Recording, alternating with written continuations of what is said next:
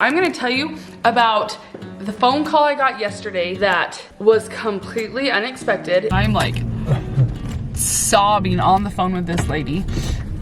And she's like, are you willing to continue? Like, we have to put you under and all these things. You have to travel, you'll have a companion person.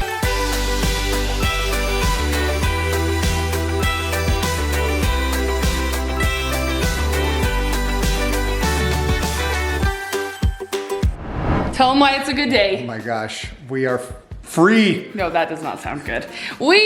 Kids, we love you. Children, yes, we love you. But it's nice to have some adult time sometimes. It's nice to remember that we are in love. We do. The cutest thing. Well, first of all, welcome to the vlog. Hello, happy Saturday. The cutest thing yesterday. So when I'm at the gym, JD works and he has both kids. He's putting in his eye drops, by the way, for his LASIK. So he has both kids and he helps entertain Palmer by giving her missions on the walkie-talkie. So he'll tell her like, go make your bed, and she'll like, Dad, can you hear me? Over. It's like the cutest thing. So yesterday I came home and she was still playing with JD on the walkie-talkies, and she kept saying, Mom, do you want to talk to him? And the thing she kept wanting me to tell him was, we are married and we are in love. And then she changed it to, we are happily married. And I was like, she is 3. How does she comprehend that? But she's very aware, all of our children are, that we are in love, we love each other. But whenever we hug in the kitchen, she comes right here in between us. 100% of the time, and she wants to get in on our hug, and she calls it a Palmer sandwich. Exactly.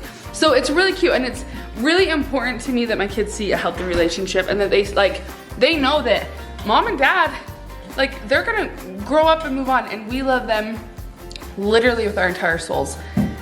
But this is my other half. I love him, I support him. Me? Yes. And so that leads me to this point. Doug and Stephanie, JD's parents, have our kids, and we are just having like a at-home weekend. So they took them last night. We went out to dinner, we went to a movie. It was so nice. It was really nice. We watched The Bachelorette and he rubbed my head. Or The Bachelor, whatever we're on right now. It was really, really great. So we have a few more hours. He's gonna, oh, I don't have my watch on. He's gonna go pick him up from Logan, and I am going to go to a baby shower this afternoon. But first we're gonna go shopping, go to lunch. It literally is like everything that you ever dreamt of. Everything. We've been listening to like Jack's Mannequin and Jimmy World and all this stuff we listened to while we were dating. Old stuff. And I'm like, oh, I love him. I'm in love with him. Oh, okay, sappy. It's not even Valentine's Day. Sappy. All right, so we are gonna go shopping. We're gonna go to Zupa's. Yesterday was a little heavy. We're gonna do a salad today. And then we're gonna best friends on 3. All right, so I have something also very interesting, but we need to get going. So I'm gonna tell you about the phone call I got yesterday that was completely unexpected. It made me cry, it humbled me, it was shocking. So we're gonna get out of here and I'll tell you that story. This is a crazy story. I am like, really, I wish I could fast forward and see what comes of it. But rewinding back to when I was in college at BYU, Idaho, up in Rexburg, Idaho, one of the professor's sons had a kind of leukemia, I think it was, some kind of cancer. And one day, JD and I were at the farmer's market with my brother, brother-in-law, and cousin. And probably my sister, I would think, was there too. Anyways, the whole entire town was trying to get swabbed for bethematch.org. So they like swab your mouth and then you're in a database, and if someone's ever a genetic match to you, they will come to you and ask for bone marrow, right?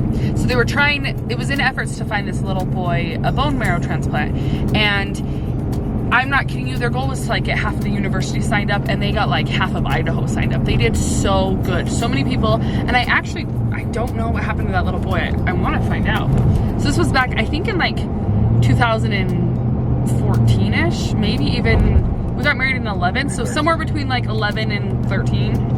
Anyways, so we got signed up, nothing came of it, and about a year ago, my brother got called, and he ended up going through the entire process and went out to Washington, D.C. and actually had the transplant. So it made him really sick. They had to give him shots to make his body increase the amount of stem cells, I think it is. I'm not a scientist here, but from my understanding, it's stem cells go in his blood, and then they like basically transfuse him, and it made him really sick. It was so touching to me. Like, I feel like my little brother's a hero. Never having met this person, just like giving, it just was a really, really touching experience. And my brother-in-law actually got called, and then nothing ever came of his. So either the person passed away or like the chemotherapy worked. And anyways, so yesterday morning, Judy's like, hey, I got this text for you yesterday, and I forgot to tell you were at Palmer's field trip. And anyways, it's be the match. So immediately I'm like nervous and all the things. I call right away, and she tells me that there's been someone who is a match. She was like, do you remember signing up for this? And I was like, yeah, but it was like 10 years ago. So she updated my questionnaire and stuff, and luckily I could say like, yeah, I don't have liver disease, I don't have heart disease, all these things that would disqualify me. And so she said it was about 40 minutes spread over 2 occasions, because I had to get my kids off for picture day. So I was like, you're gonna have to call me back. I'm not ghosting you, I swear. Just call me back in 20 minutes. So she called, and it was really interesting because she read these questions and then would ask you like, are you willing to continue? So it'd be like, not even questions like, it's gonna make you really sick, it's gonna do this, this, this, are you willing to continue? And then it'd be like, you know, this is a side effect, blah, blah, blah, are you willing to continue? And like, that was the main thing I got from it, is she kept like giving me an out. And from the minute that Judy told me he got that text, there was absolutely no question in my mind. Like, if I can save someone's life or even give them another chance, even if it brings a little discomfort, like 100%, that's, I don't feel like that was a decision I even needed to make. And I realize everyone's circumstances are different, but I was like, that just feels really, that feels really important to me. So I kept answering yes, yes, yes. And they left it that they have up to 6 months that I have agreed to basically donate. She had me in tears. She was like, now if it's a baby, we'll go in through your back and we'll actually put you under and we'll take the bone marrow, and like, or a baby or a child. And she's like telling me all this, and I'm like sobbing on the phone with this lady. And she's like, are you willing to continue? Like, we have to put you under and all these things. You have to travel. You'll have a companion person. You'll probably have to be like laid up in a hotel the next day. Probably can't move much, all these things. And I'm like, okay, you know, but like, if it's a baby, I'm sitting there nursing Rocky on the phone with her, and I'm like, of course. She said that they're trying other avenues right now, which most likely is like a chemotherapy. And then when that starts to maybe not be working, they start looking for a match for you. So that's there. She said, I can't tell you anything about your person right now, except for you are a match. And because you're in good health, you will for sure be, if the chemotherapy does not work or whatever the other avenue is they're taking, you'll for sure be asked to continue to a doctor. So I'm not for sure candidate until like I go do the most intense physical in my life and they check me for everything, right? Because if I were to pass something on, then that person would get it. So she said, if basically where she left it is like, we'll let you know within the next 8 weeks if we're gonna send you to the doctor to get all your labs and everything done up.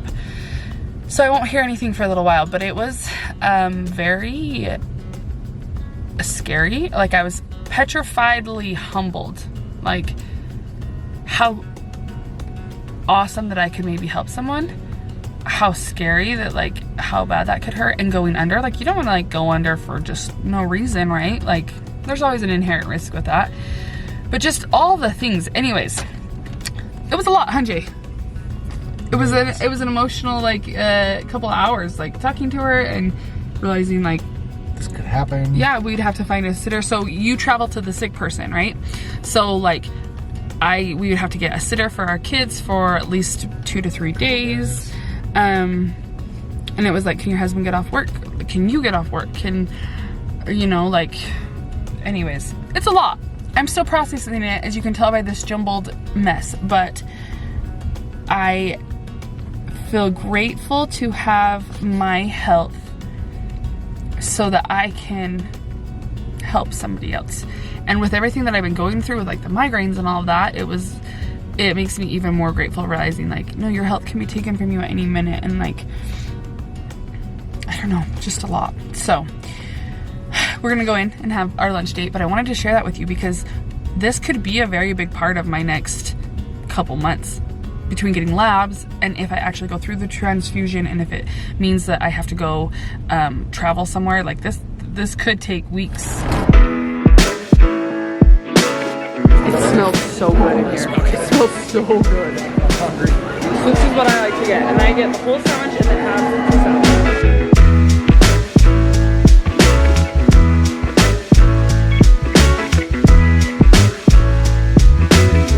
It was honestly so nice just to be able to relax with Michelle, be together, kind of just like rekindle and just be able to date each other, even though we're obviously married.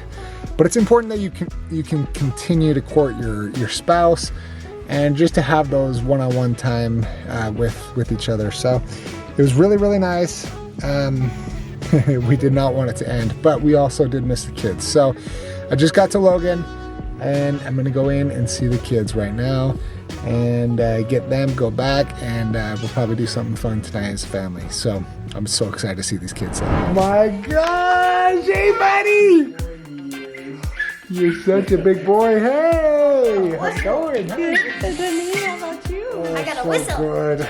I want to see you. Hey buddy, where are you going? Hey, you don't even care that I'm here. Is everybody here? Hey, bud. How's it going? Good. So happy to see you. Are you okay? Yeah. I'm sorry. My babies are home and they have a yummy dinner. Yep, they all got baths because tomorrow's Sunday. And there's a spider. I got it. Peyton put that spider in one of these and it actually really did scare me. Even the smallest part of the gymnastic deficus can either paralyze or paralyze. Oh, get off me! Make mine. Oh. I'm so glad to be back with my babies. I have missed them. Looks like Palmer and Rocky are maybe even just a tad bit sick, so that's no bueno. They've each got like runny nose and bright cheeks. They got that for me. When our bodies fight infection, it goes right to our cheeks 100% of the time. So we're gonna do an early bedtime again. How did I know that was gonna be your reaction? Mine two are in bed. Yes. It's funny how over the years, maybe not even years, because Rocky's only been alive for a year and a half, but over the last little while, it's kind of come to like mom gets the younger two to bed, dad gets the older two to bed, right? They go to bed more at the same time. The older two go to bed more at the same time. They just kind of like naturally split. And it's so fun when I get to switch and help the older two, but for now, between nursing and Palmer being just like attached to me, I do the younger two. So tonight I am enjoying the fact that my two took a little bit less time than normal, and I'm using that time to tell you guys how much I honestly enjoyed the last 24 hours with JD. I am so grateful. It's not lost on me that the love I feel for him is not always there for people, and I'm just so grateful that he is the kind of man who I can trust, who is kind, who understands. It's just, I feel so blessed. Sometimes you worry that like we're gonna come out the other end of this, you know?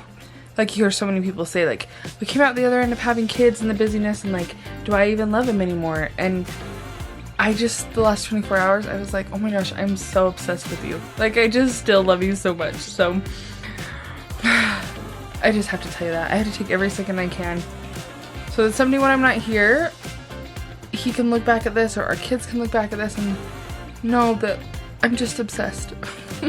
I love you, JD. I really, really do. And on that happy note, I'm going to end tonight's vlog and tell you guys you are also loved. You are worth it. You guys are amazing. Thank you for being part of our team. And we'll see you tomorrow. Bye!